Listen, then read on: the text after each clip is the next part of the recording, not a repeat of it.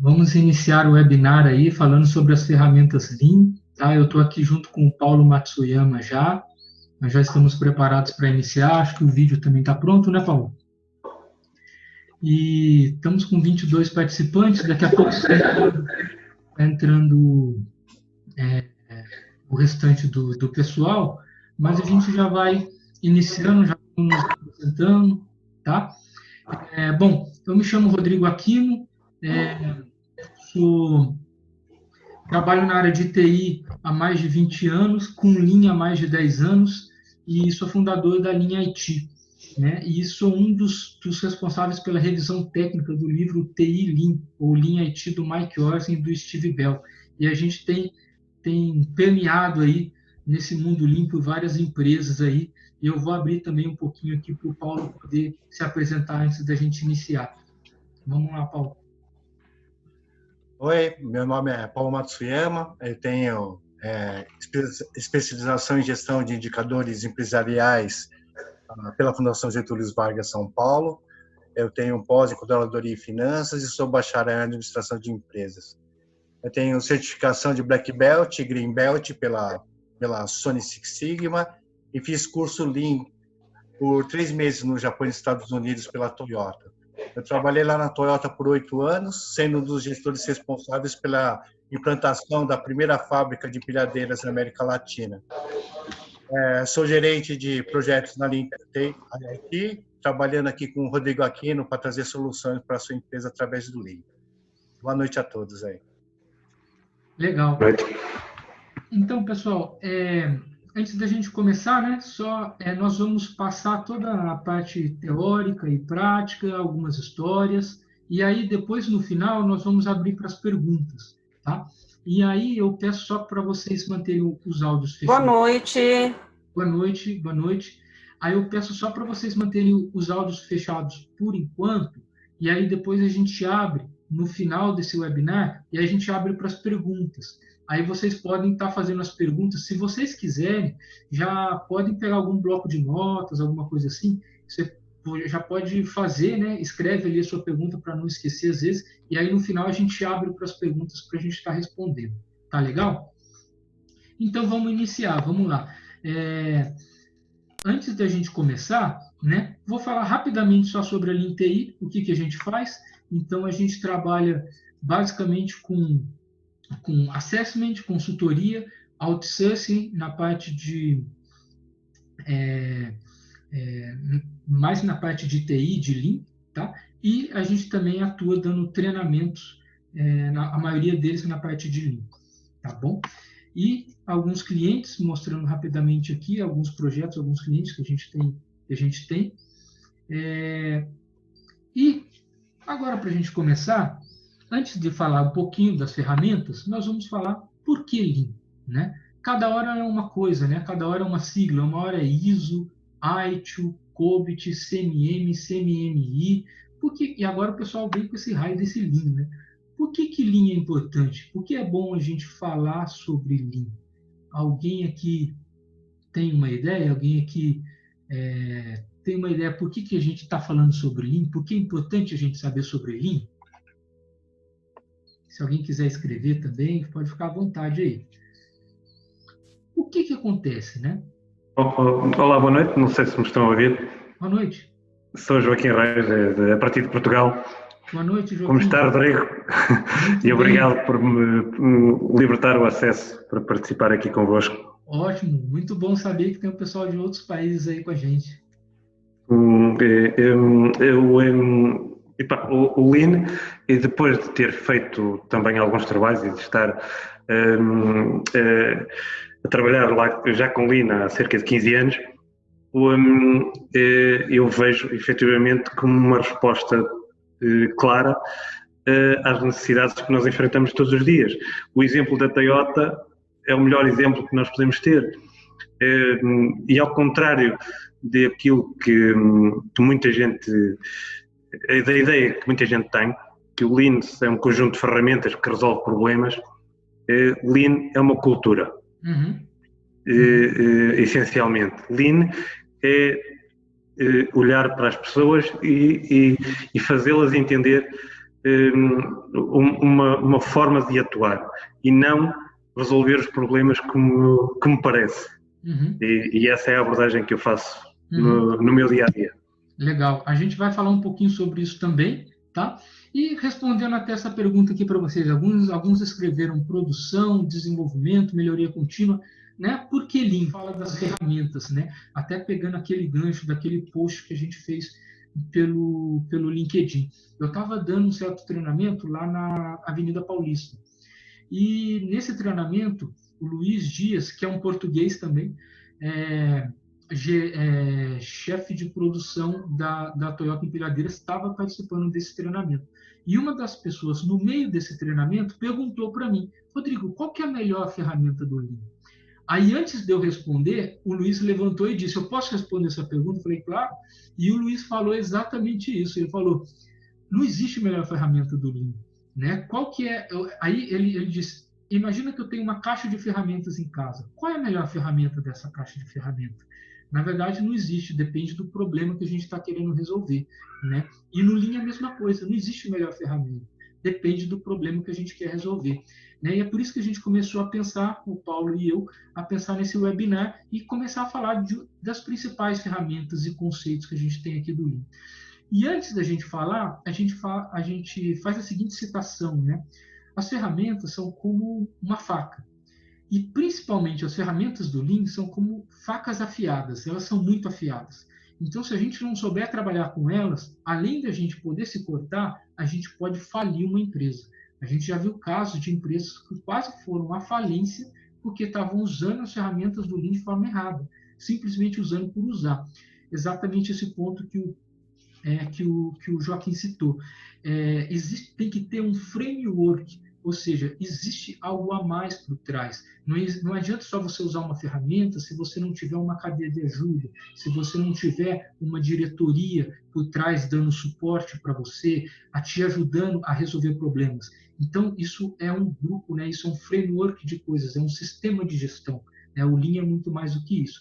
E nesse webinar especificamente, a gente não vai falar sobre cultura, mas a gente vai falar sobre como a gente usa algumas ferramentas em algumas situações. As ferramentas específicas que nós vamos falar vai ser sobre Kaizen, 5S, Kanban, A3 e MFV. São essas 5 que nós vamos tratar aqui nesse webinar. E por que a gente está falando sobre isso, nessa parte de ferramentas? Por causa disso daqui. Porque muitas empresas, elas usam a ferramenta dessa maneira. Ou seja, ela tem a ferramenta, mas ela não sabe para que serve, né? Mas ela está usando. E ela vende isso. Olha, aqui eu uso essa ferramenta. Mas por que você usa? Aí usa exatamente desse jeito que a gente está vendo na imagem, né? E é isso que a gente não quer, né? Então, qual é a primeira que nós vamos falar para vocês? Nós vamos falar sobre o 5S. Tá? Eu vou até abrir para o Paulo daqui a pouco, que o Paulo vai falar para vocês especificamente dos 5S, né? O senso de utilização, organização, limpeza, padronização e disciplina, que é a parte da melhoria contínua. Agora, antes de falar do 5S, eu queria contar uma historinha que está até no livro Histórias do Meu Sensei, um livro que eu li há muito tempo, que retrata o diálogo do Steve Oft com o Boshimono. O Boshimono era um sensei japonês, né, que trabalhava numa fábrica de peças da GM, né, que fornecia peças para a GM. E aí, um caso muito interessante disso é que eles foram aplicar o 5S nessa fábrica. E a primeira coisa que o Boshimono faz é o seguinte, é o primeiro S, o senso de utilização. Ele pega o estoque de matéria-prima e corta pela metade. Ele fala, a primeira coisa que eu tenho que fazer é cortar o estoque pela metade. E o Steve Oft ficou sem saber. Ele falou assim, mas peraí, de onde que você tirou que eu tenho que cortar o estoque pela metade? Ele falou, não adianta você querer organizar, fazer limpeza e padronizar numa coisa que não deveria existir. Ou seja, no primeiro S, que é o senso de utilização. Então, quando a gente fala de 5S, significa o quê? Significa que a maioria das empresas no Brasil não tem 5S. E ela fala que tem. Para vocês terem ideia, existem fábricas da Toyota que ainda estão no terceiro S. Elas estão no terceiro S e nunca soltaram um produto com defeito de montagem. Elas nunca soltaram na história dela. E elas ainda estão no terceiro S. Elas não conseguiram passar do terceiro S. Por quê? Porque isso leva anos. tá? Isso é uma das bases, mas isso ainda leva anos. Tá? Então, precisa ainda estabelecer a parte da cultura, isso vai crescendo com o tempo. Tá? Então, quando a gente fala a parte de 5S, a maioria das pessoas acha que 5S está muito relacionado à organização e à limpeza. É muito mais do que isso. E agora eu vou abrir para o Paulo. O Paulo vai falar um pouquinho mais dos 5S para vocês, tá? Vamos lá, Paulo. Vamos lá. Aí vocês têm um slide do SEIRI, que é o primeiro S, que é o senso de utilização. O senso de utilização tem como objetivo aí descartar as coisas que você não usa, né? Então, olha a imagem aí. Este é um exercício que a gente dá no curso de PCP Lean, que a gente realiza, inclusive vai ter um agora no mês de maio, para quem tiver interesse. Então, basicamente, do lado esquerdo, no quadro, você achar o número 21 aí, né? E depois, você tentar encontrar no quadro do lado direito o mesmo número 21. Então, você descartando, por exemplo, nesse exemplo aí, as letras, você consegue encontrar mais fácil, né, o número 21. Então, uma coisa que você tem que se perguntar é o quê? Sua empresa tem o senso de utilização? Ela tem realmente implementado essa cultura? E você consegue realmente sentir isso no bolso, né? Essa economia? No próximo slide é o segundo S, né? Que é o SEITON. É o senso de ordenação aí.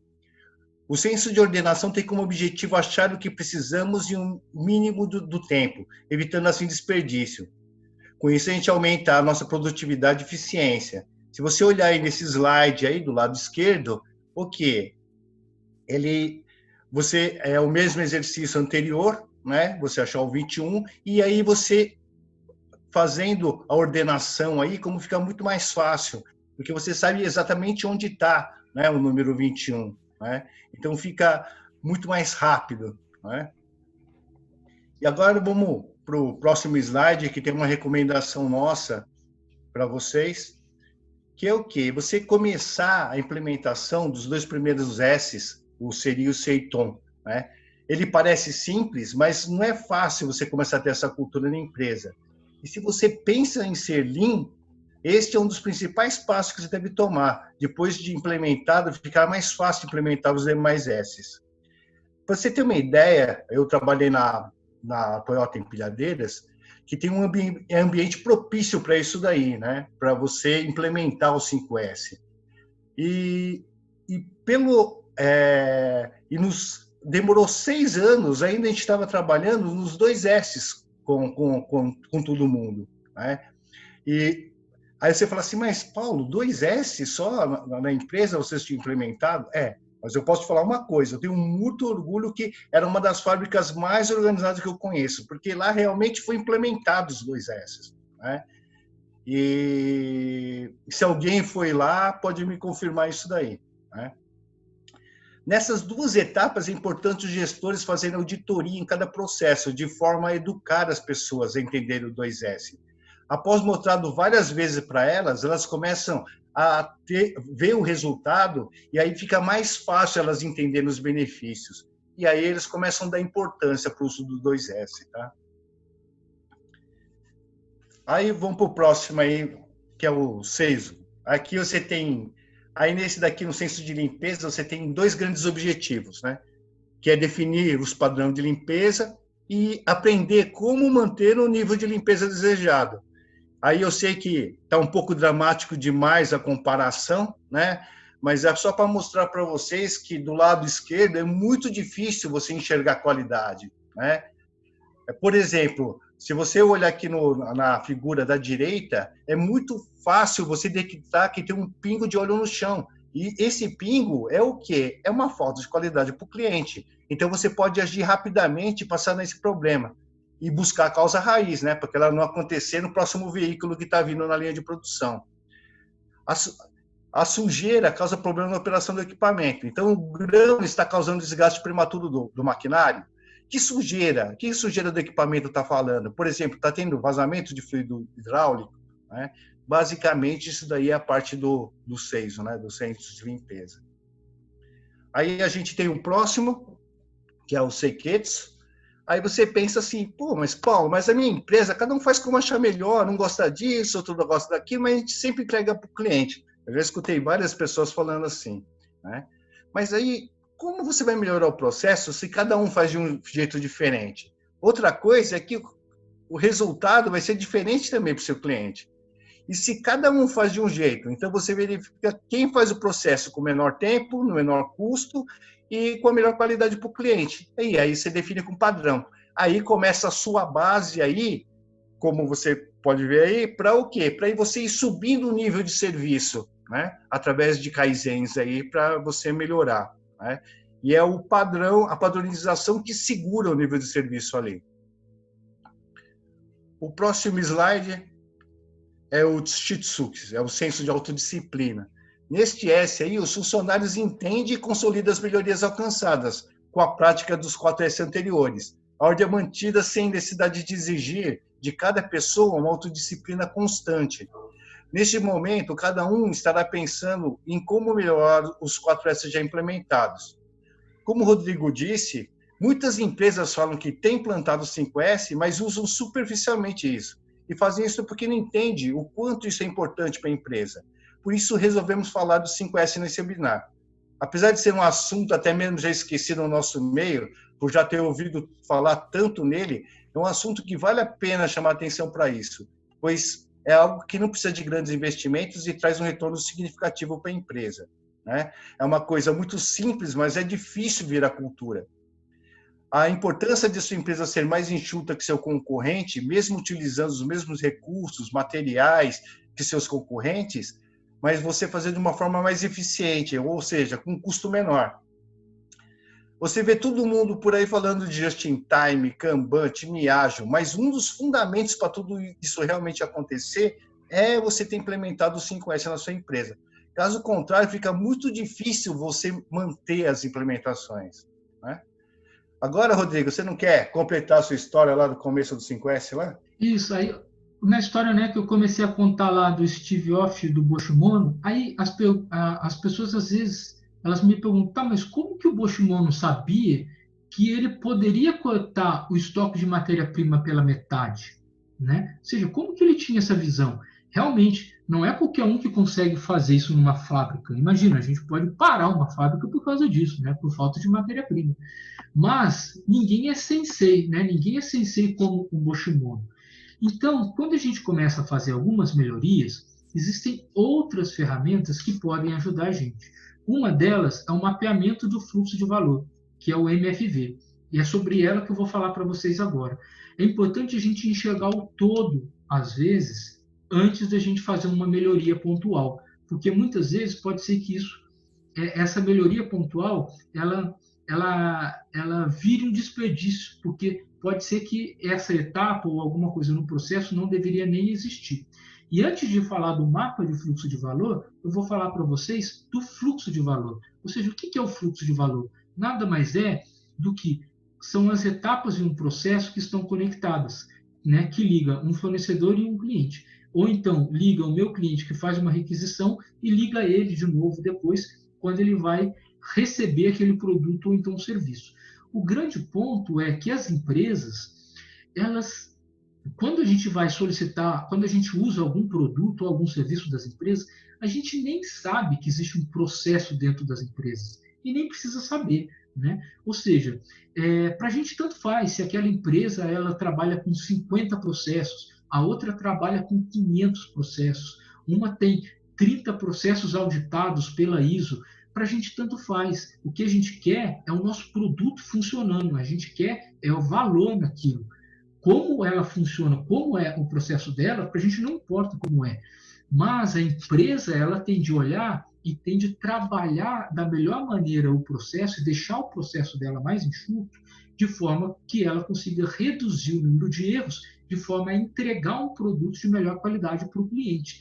E aí a gente começa a olhar como a empresa, como muitas empresas enxergam esse tipo de processo. A maioria das empresas tem uma gestão vertical, ou seja, elas traçam, elas colocam indicadores por departamento, né? Ou seja, elas pegam as pessoas que trabalham nos departamentos e colocam indicadores de performance para eles. E as pessoas têm que se adaptar a esses indicadores. Então, elas trabalham para fazer acontecer esses indicadores. Ou seja, e aí o que acontece? Acontece que, por mais que eu trabalhe, a próxima etapa do fluxo pode ser que fique parado, porque um outro departamento tem um outro tipo de indicador que não é o mesmo do meu e que eu vou dar uma certa importância para o outro. Vou dar um exemplo, por exemplo. Eu sou desenvolvedor de software também, né? E quando eu trabalhava numa empresa, eu cheguei 10 horas da noite em casa, né? Trabalhei até mais tarde e eu comentei com a minha esposa. Nossa, eu trabalhei bastante, mas eu estou com a sensação de dever cumprido. Mas a má notícia que tem por trás disso por mais que eu tenha feito um trabalho correto, não adiantou nada. Por quê? Porque isso não chegou no cliente final. Isso ficou parado na etapa seguinte, em outras pessoas. Quando a gente fala de fluxo de valor, principalmente na parte de TI, no fluxo da informação, a gente até pergunta como estão nossas caixas de e-mail, né? Tem gente que é mais organizado e tem poucos e-mails não lidos. E tem gente que é um pouco mais desorganizado que tem centenas de e-mails não lidos. Então, não adianta nada a gente ter pessoas nessas equipes que são muito organizadas e ter outras que são extremamente desorganizadas, que essa informação vai ficar parando nelas e o cliente não vai conseguir ver valor, né, ou ver uma certa agilidade no processo da mesma maneira. O que a gente quer no Lean? A gente quer trabalhar numa gestão horizontal, ou seja, a gente está querendo ver o fluxo de valor, né? A gente tem que ter uma pessoa responsável pelo fluxo de valor, alguém que esteja olhando todo antes de começar a implementar qualquer melhoria. E quando a gente fala de alguém para entender o fluxo de valor, não são necessariamente as pessoas de processo. Tá? A Toyota, por exemplo, tem uma pessoa chamada de Shusa, ou de Tentou, que é o responsável pelo Corolla. Leva mais de 15 anos para uma pessoa conseguir ser um Shusa, um responsável por um Corolla. Meu sonho é conhecer uma pessoa dessa, eu nunca vi. E nem pessoas que trabalham na Toyota sequer já viram um cara desse.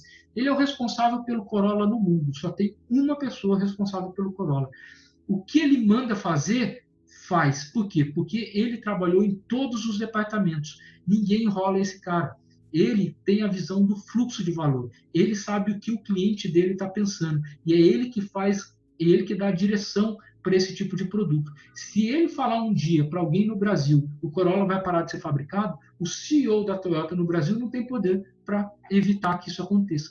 Então, o que acontece?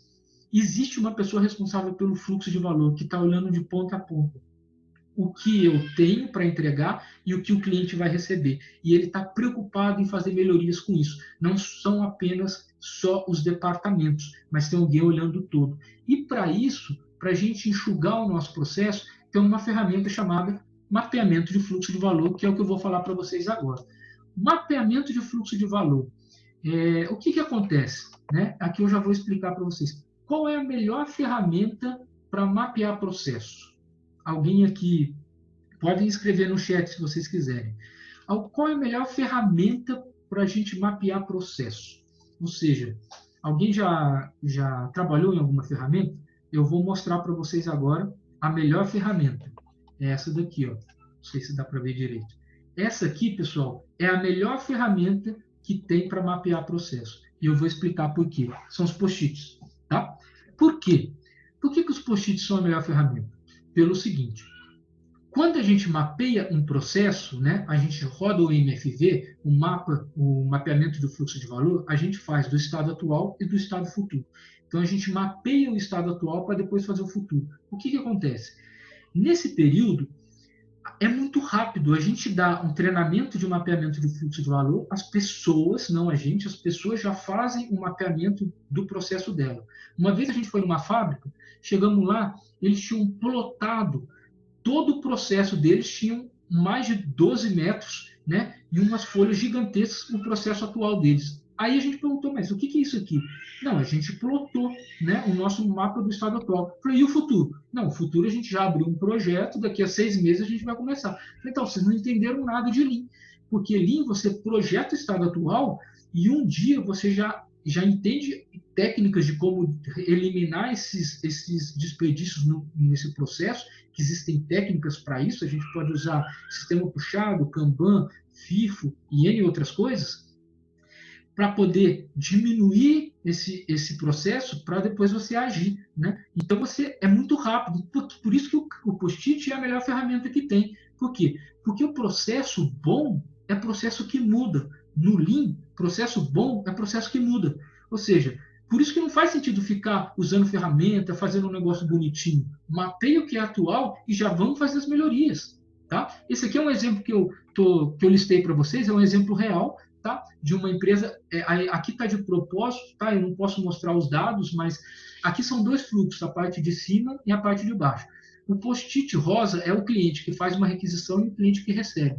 Tá? Então, a gente mapeou esse daqui de baixo, que é o fluxo maior.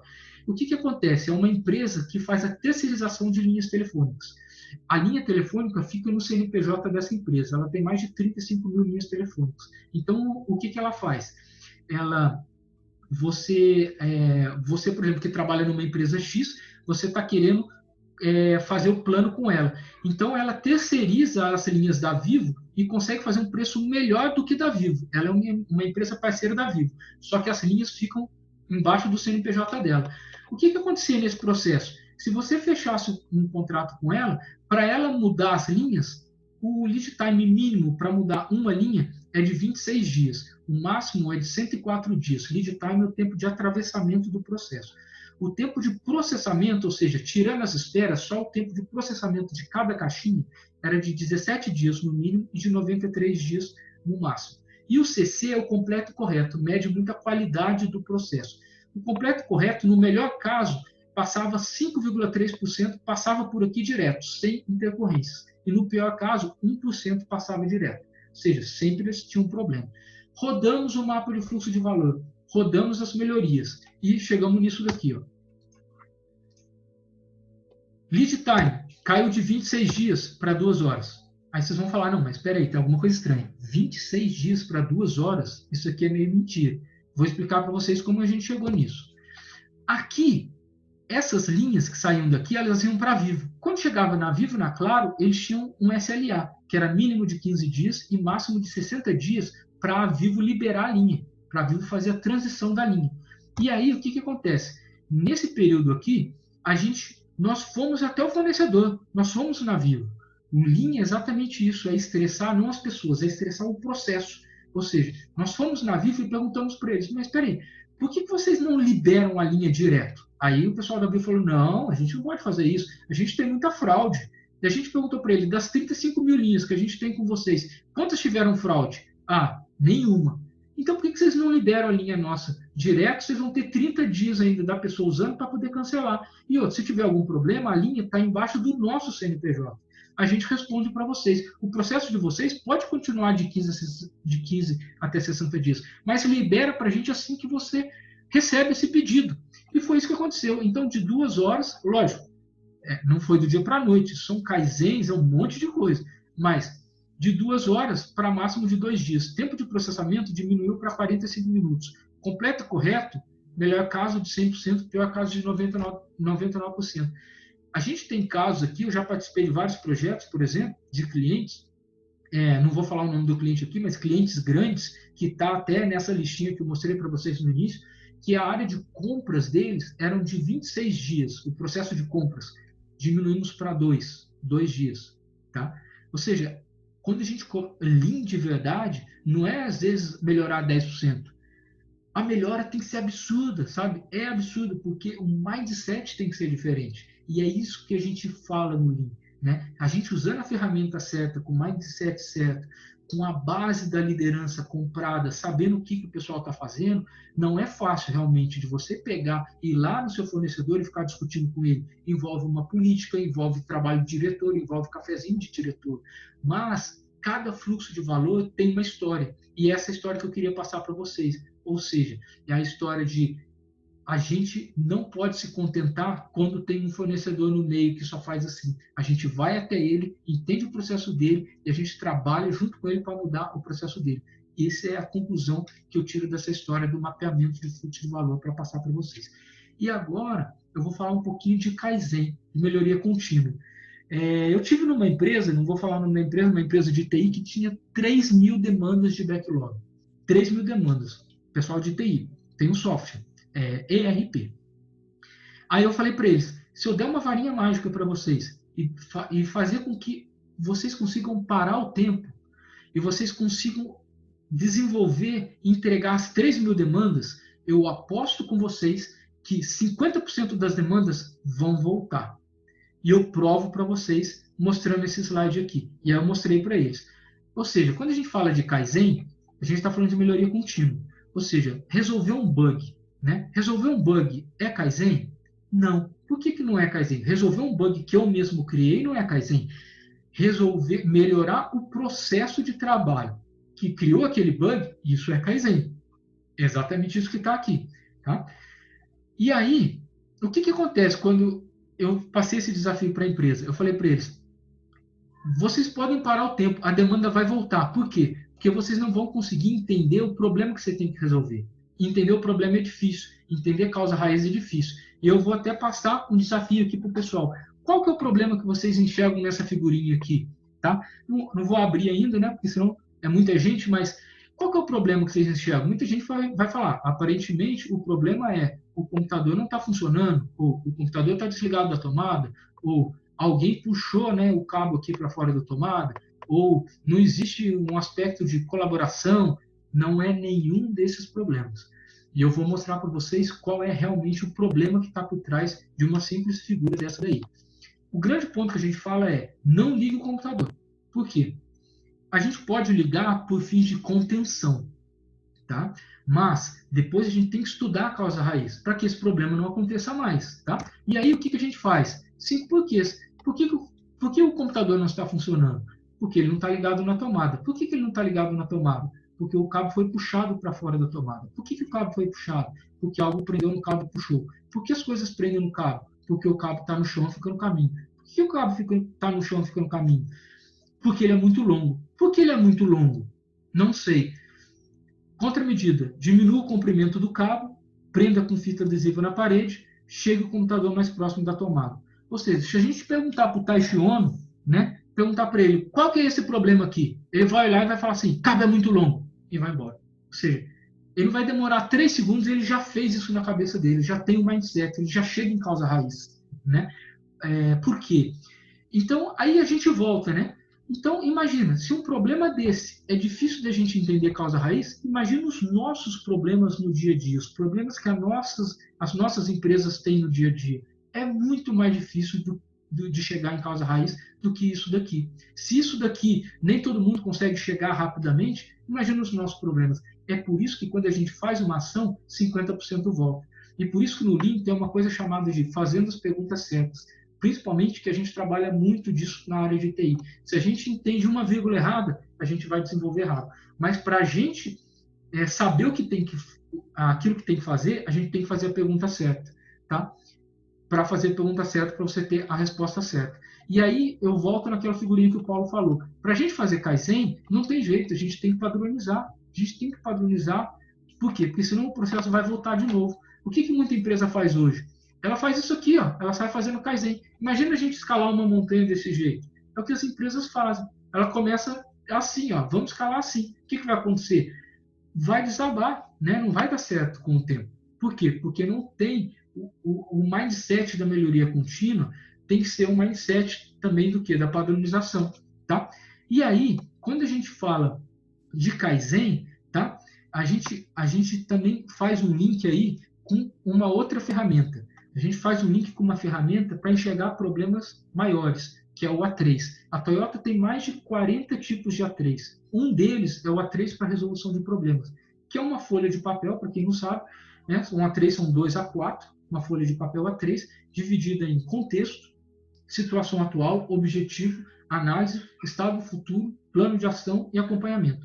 Do lado esquerdo a gente fala de problema, do lado direito fala de solução. Ele estabelece um diálogo entre o mentor e o mentorado. Tá? E aqui alguns detalhes do A3, ou seja, não dá para ler, mas o que a gente está querendo com o A3? O que tem por trás dessa ferramenta? É para a gente resolver grandes problemas. para eles construírem a fábrica da Toyota de Indaiatuba, foi em cima de um A3. O A3 é que decidiu onde que ia ser a fábrica e como que eles iam construir isso daí. Uma folha de papel definiu. Não são milhares de documentos gigantescos. A Toyota decide as coisas em cima de um A3. Mas quando a gente deve abrir um A3? É sempre? Não. A gente abre um A3 quando a gente tem grandes problemas de negócio para resolver, quando isso vai impactar financeiramente muito grande para a empresa. A gente não abre um A3 para poder resolver pequenos problemas que dá para resolver com 5 porquês, que dá para ir na causa raiz e já resolver e já colocar as coisas para rodar. A gente só abre A3 para resolver grandes problemas. Esse é o ponto. E para que mais que serve um A3, né? Ele serve para solucionar problemas e buscar as melhorias, ele serve para desenvolver as pessoas e serve também o quê? É uma forma de liderar.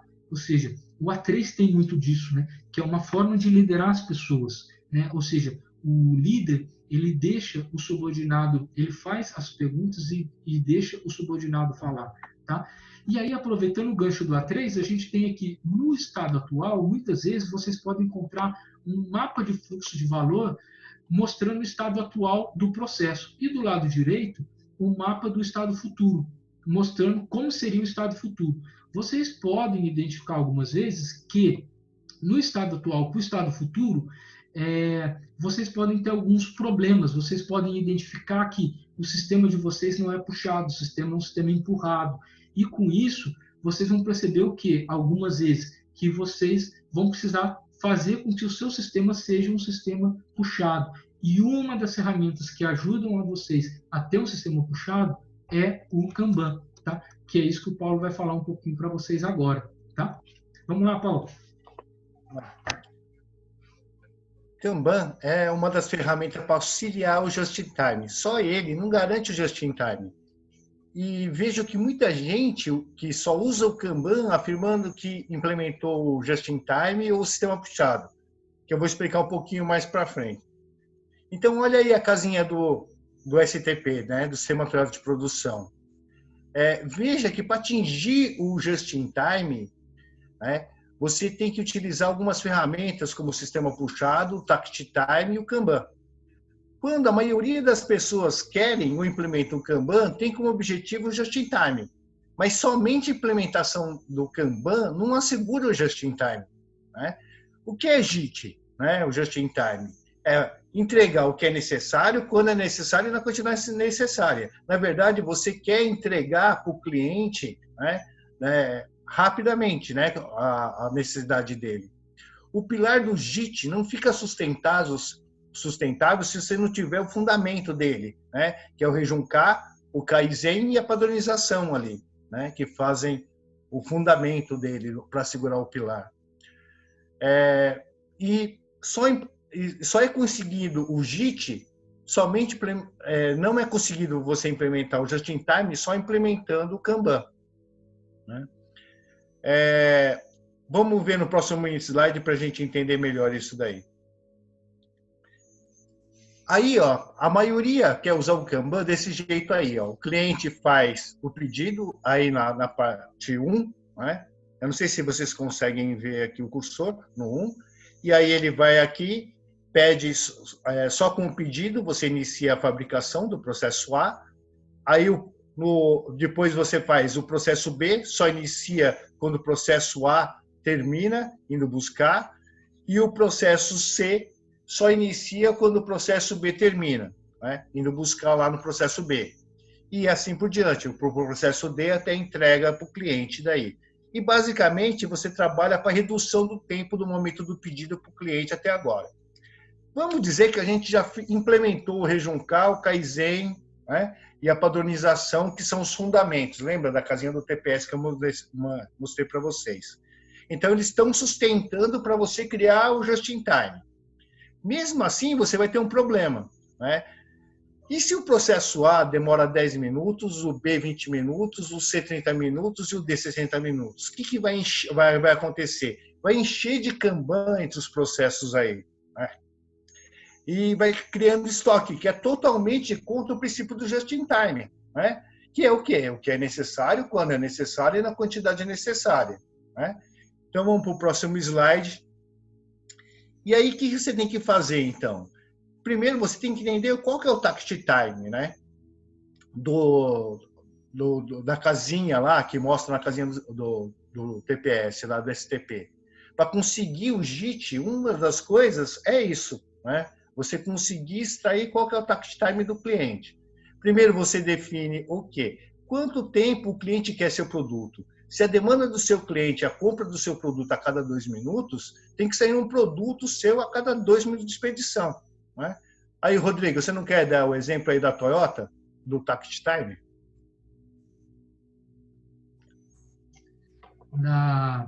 O tact time é o seguinte, pessoal. Imagina, a fábrica de Kentucky, nos Estados Unidos, faz um Corolla a cada 54 segundos. Por que a cada 54 segundos? Né?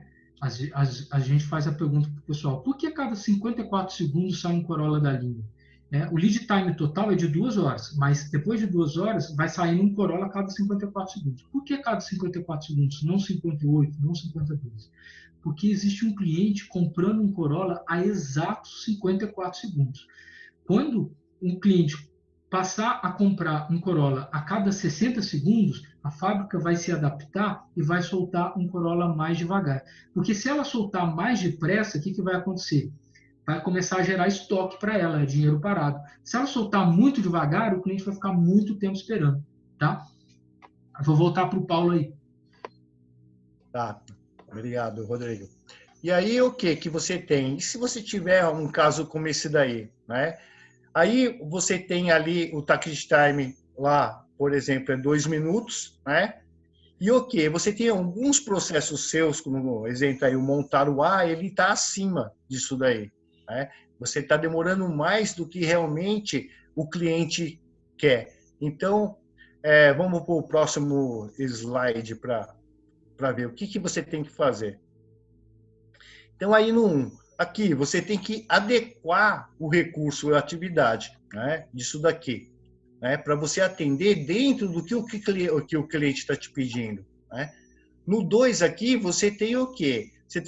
Aqui você tem ociosidade. Então, é uma oportunidade de você sanar o problema 1 aqui do montar o A, né. E no 3, você tem aqui o quê? Por que não utilizar um recurso para fazer ambos os trabalhos aqui de faturamento e expedição, né? Assim você assegura que a cada 2 minutos seja expedido um produto. Então, a cada 2 minutos começa a ser expedido um produto de cada etapa do processo, até a expedição, né? Então, mas basicamente no Lean você ajusta os processos, principalmente eliminando estagnação, fluxo de processo complicado, fraco método de produção, fraco método de transporte e logística, tá? Para adequar isso daqui. Aí no próximo slide. Mas por que alguns não se atentam a isso daí? Minha conclusão é que muitas pessoas no mercado confundem o que é produtividade. Existe uma sutil diferença entre aparente produtividade e produtividade real. Por exemplo, do lado esquerdo aí, né? Está pedindo, hoje você produz 100 unidades com 10 operadores. Quero que você produza 120 unidades com os mesmos 10 operadores. E aí vocês perguntam, mas se a gente vende só 100, por que a gente vai fabricar 120, né? Isso daqui é uma aparente produtividade. Qual que é a produtividade real?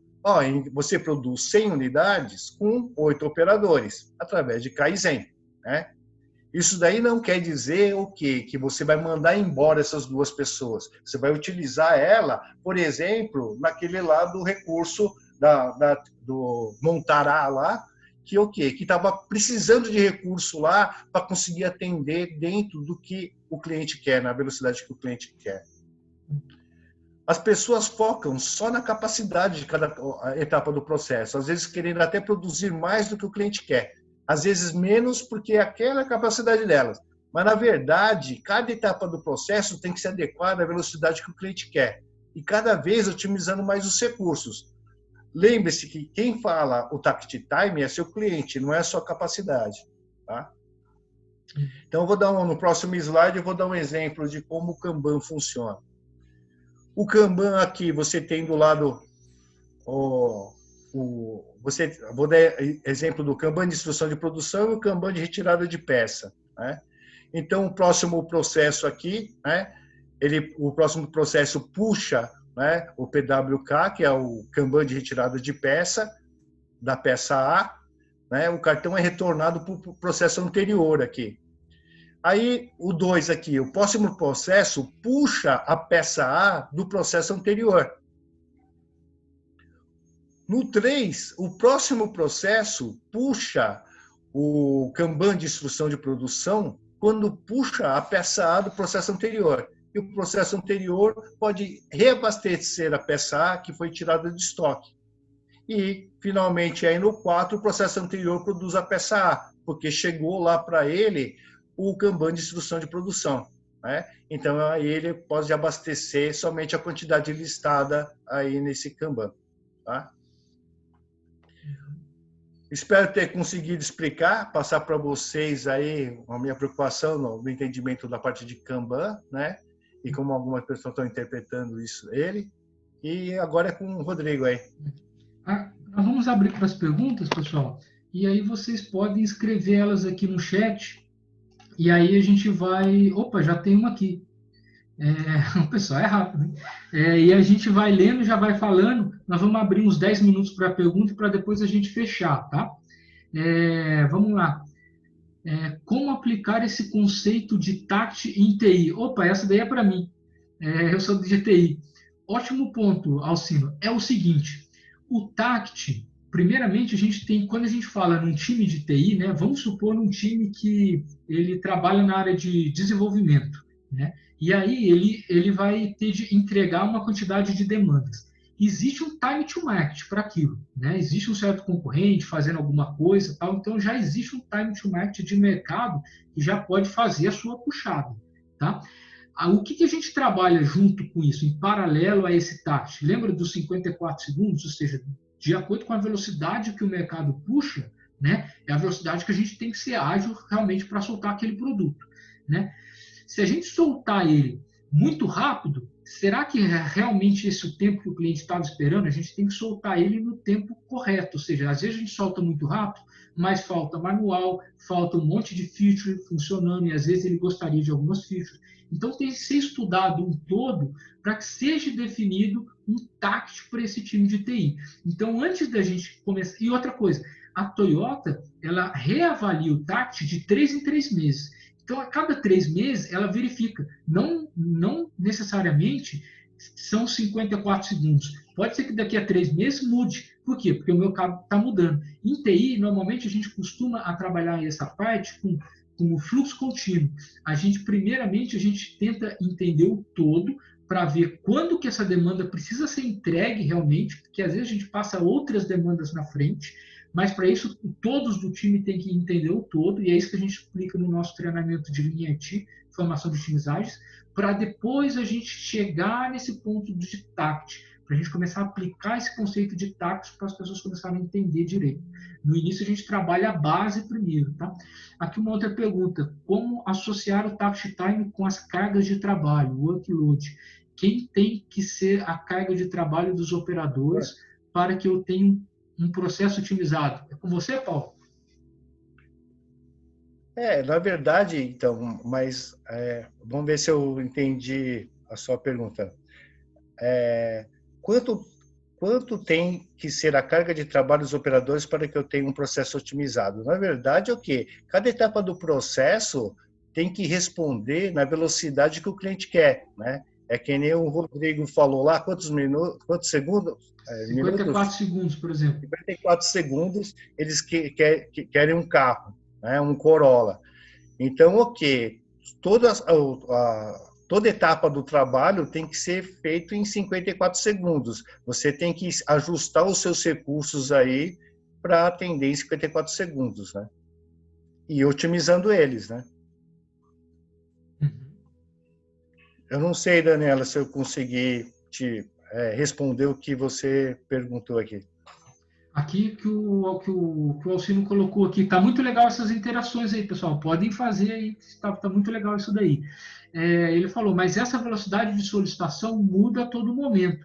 E a cada momento chegam diferentes pedidos de carros. Ou seja, pelo que eu entendi aqui que você está dizendo, Diferentemente da gente fabricar um carro, né, TI realmente, eu sou da área de TI, é muito mais complicado, né? Porque TI as demandas são menores e essa velocidade realmente muda.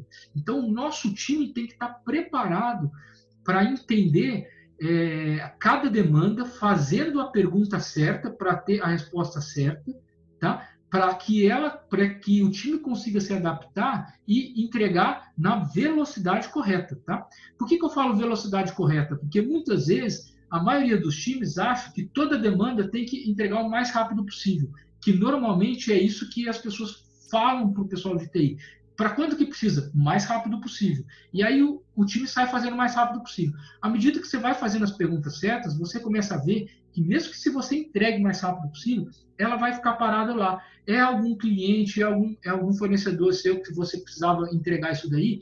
Ah, mas ele saiu de férias, ele vai voltar daqui a 30 dias. Ou ele precisa de um outro fornecedor para que integra com aquilo lá que você ia fazer, e isso vai demorar mais tanto tempo. Então, na verdade, você descobre que nem tudo, e esse nem tudo é uma boa porcentagem, mais de 50%, você não precisaria entregar naquele prazo que foi combinado quando a gente começa a enxergar o todo.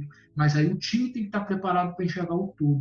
Tá? Aí vamos pegar a pergunta aqui da Daniela aqui. Daniela, mas se eu for trabalhar com cargas próximas de 54%, eu teria 100% de carga para o operador. Isso não irá causar fadiga, diminuindo a execução da atividade, podendo retardar o tempo de processo? Ah, desculpa, ela falou 54 segundos. Mas se eu trabalhar com cargas próximas de 54 segundos, eu teria... Ah, não. Ok, deixa eu só explicar para ela aqui, Paulo. Os 54 segundos que a Toyota, isso é a parte dos processos. Quando você não consegue atingir os 54 segundos, né, que eu concordo com você, tem algumas etapas do processo, por exemplo, você não consegue montar um certo motor em 54 segundos, concorda? Então, o que a gente tem que fazer? Aí não tem jeito, você vai ter que ter o IP, você vai ter que ter o estoque em processo, né, para conseguir segurar e manter a linha. Então, realmente tem esse ponto. Mas quanto de estoque a Toyota tem? Só para vocês terem ideia. A Toyota do Japão trabalha com 2 horas de estoque. Se em 2 horas não chegar motor, não chegar mola, não chegar pneu, a fábrica inteira para de funcionar, porque não tem para colocar em carro. Ela trabalha com estoque de 2 horas. A fábrica do Brasil, de Sorocaba, está trabalhando aí com estoque de 3 horas. Antes era 4, agora é 3. Eles estão tentando reduzir isso daí. Um detalhe, mais de 85%, vamos dizer assim, dos fornecedores da Toyota de Sorocaba trabalham num raio de 3 quilômetros da fábrica. Também tem outro aspecto aí, né, da maneira como a Toyota trabalha. O Lean estabelece métricas, qual? Para medirmos se o fluxo está ajustado, redondo. Uma excelente pergunta. Você quer falar, Paulo? Deixa comigo. Pode fazer. Então, você pulou o Adão aqui, cara. Desculpa, é que são muitas aqui. Parabéns pela apresentação, muito esclarecedora. Muito obrigado aí, Adão. Minha pergunta é se há alguma estatística do quanto pode se reduzir em custo e tempo com a implementação do Lean.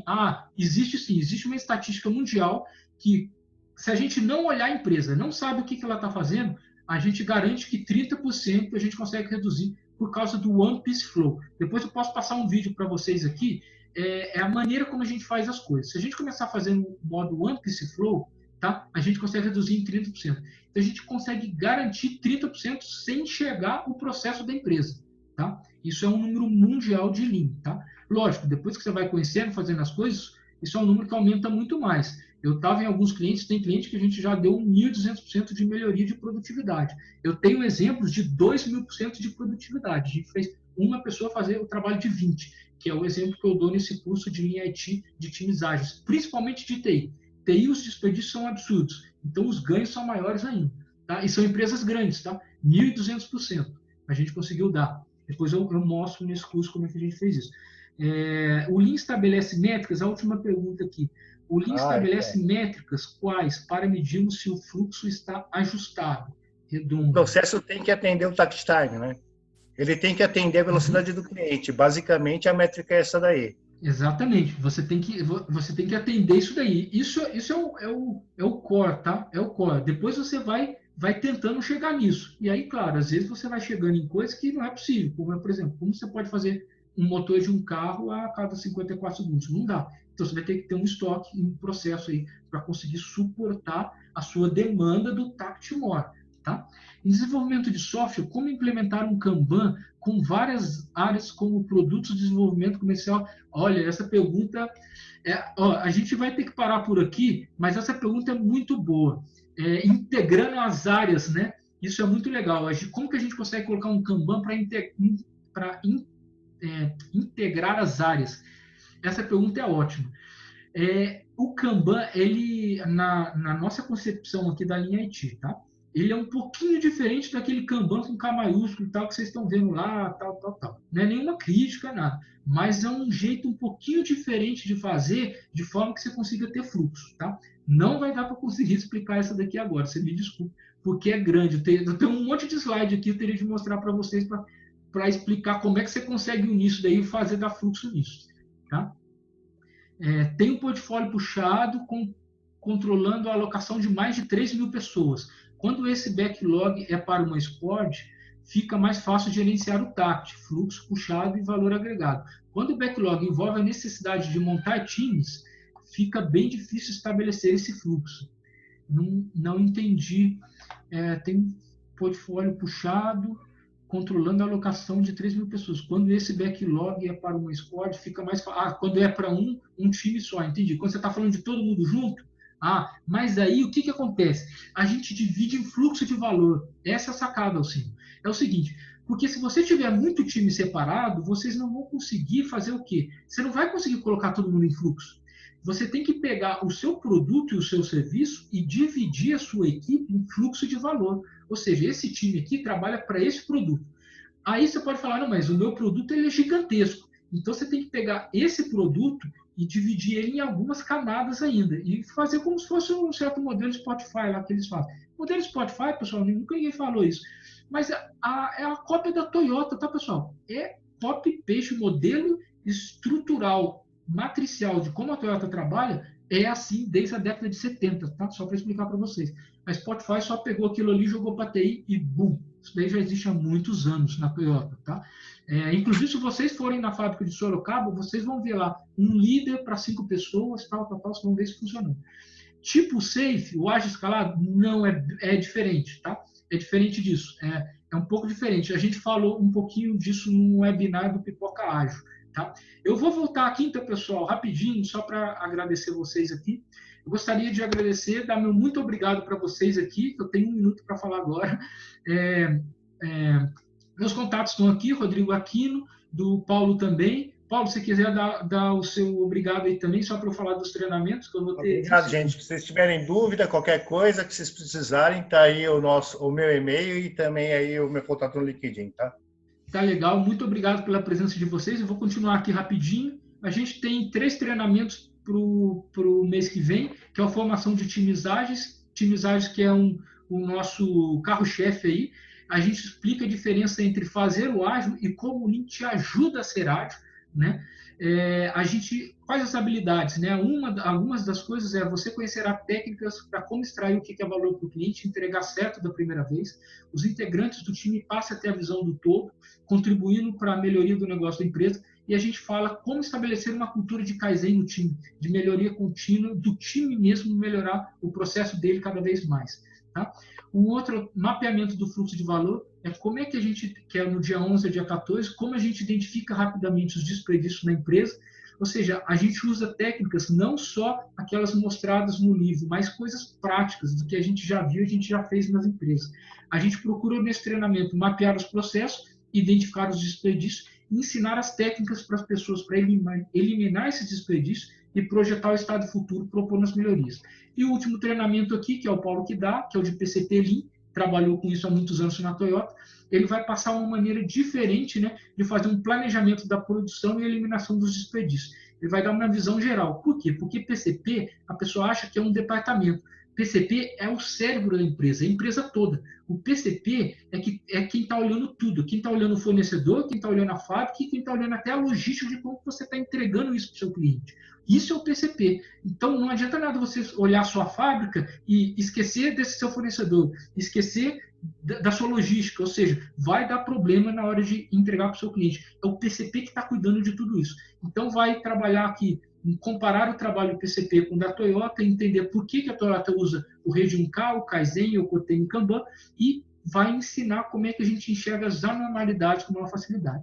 Extrapolei 1 minuto aí do tempo, pessoal, peço desculpas, tá? Era isso que a gente queria passar para vocês. A gente ainda vai continuar por aqui, se vocês quiserem fazer um certo bate-papo. Gostaria de agradecer ao podcast aí do Pipoca Ágil, que ajudou muita gente na divulgação desse webinar, tá? Deixar os nossos contatos. Quem quiser pode copiar, dar um print na tela aí, copiar esse link aqui, e lá nesse Udemy tem um treinamento nosso lá de Lean Mindset, que dá várias dicas, como é que a gente usa isso no dia a dia, conta um monte de história ali. Quem tiver interessado pode entrar lá nessa Udemy, chama Lean Mindset.